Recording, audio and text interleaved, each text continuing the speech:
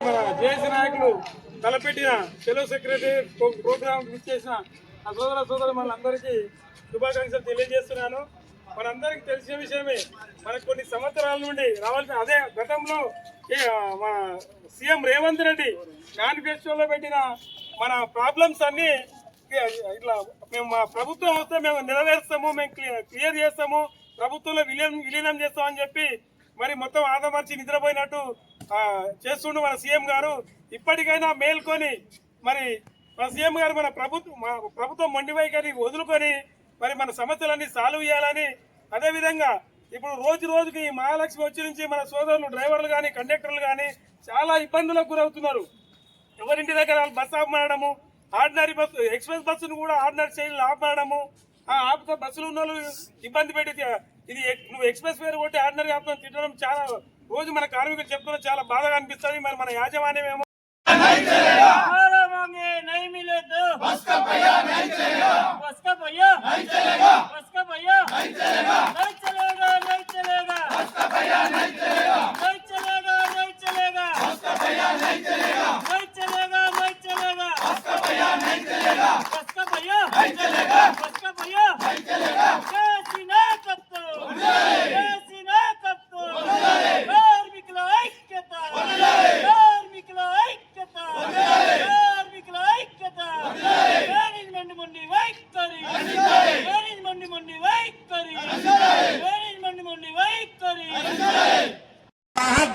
మోత గల్ గల్ గల్ గల్ గల్ గల్ గజ్జల మోత మహా గజ్జల మోత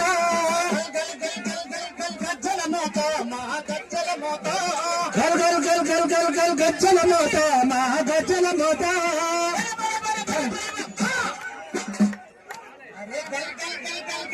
గజ్జల మోత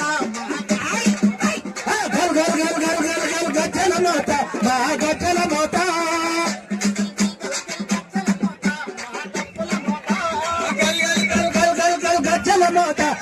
గజ్జల మోత భలే ఆర్టీసీ కార్మికుల నిరసన మోత మహా నిరసన మోత ఆర్టీసీ కార్మికుల నిరసన మోత మహా నిరసన మోత